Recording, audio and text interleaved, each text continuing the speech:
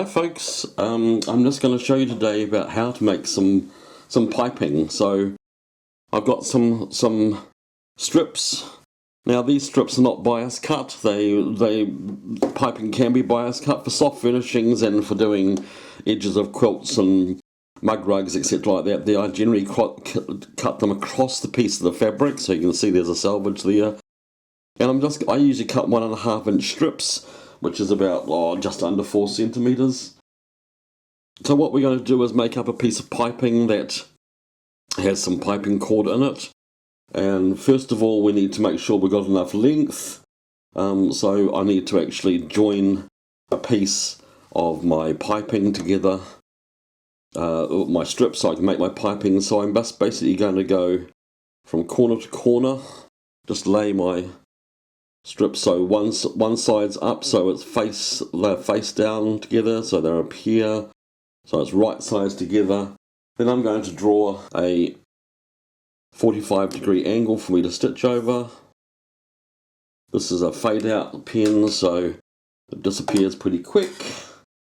And then I'm just going to stitch along this line.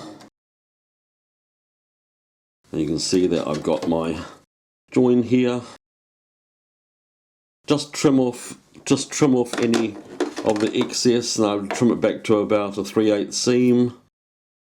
There's no set size for this. 3/8 is good, so 3/8, 1 centimeter, and I'm just going to finger press this open.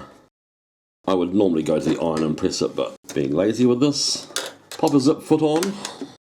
Everyone's zip foot's different. The idea is for us to have a long strip and then put some cord in the middle of it, fold it over so as the edges are even, and then with a zip foot stitch right up against the edge of the cord. Now I can move my needle out a position just so as I can make it a little bit tighter. A longer stitch, and we're just going to sew our length. You can pin or clip these, and I usually put 2 fingers forward of the piping just to keep the cord into place and to keep my edges even, and just work through your strip. Make sure that seam stays open in here. Make sure that stays open. Some fabrics which are a little bit thicker, that does cause a little bit of a lump, so you've got to be aware where that's going when you're piping something. If you're going to go near a corner, you try not to have one of those joins on a corner, because it will make the corner of your work a bit bulky. And I'm someone who I never buy pre-made piping. I always make my own, always have. When I was doing my garment work there, everything was piped. We used to pipe lots of necklines and sleeve ends, etc., because it adds a little bit of oomph to a garment. But also soft furnishings and bags, I love piping. So I've come to the end. Just going to clip my cord off. I'm just using a size 0 or 1 cord. Now the cord is quite free inside that. I haven't caught it, so it's quite free. Now I do one extra step, which not everyone does, but that's fine. Let's put my normal foot back on.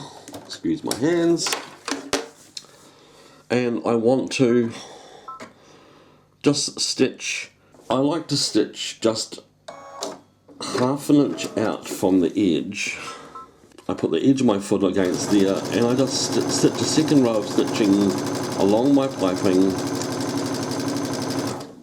And if you don't have a piping ruler to actually trim this up, you can go ahead and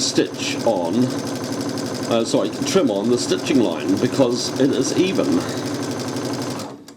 So that's 1/2 inch from the edge. So if I was going to want to trim this up, I would just stitch along my stitching line, and then my piping's even, because there's nothing worse than actually having piping which is not even. So let's go back to the table and look at what a piping ruler does. So I've got my piece of piping here. You can see my second row of stitching. So we have a ruler, which is, this one's called the Groove and Piping Trimmer Tool. It's Susan Cleveland's ruler, and they come in different sorts of varieties of things. So there's a ridge along here that you place on your piping. There's a ridge, and that's a 1/2 inch ridge, and with a rotary cutter, with a sharp rotary cutter, I'll go in a different direction.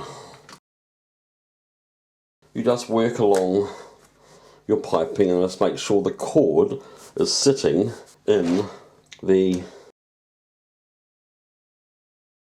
cord is sitting in the groove underneath.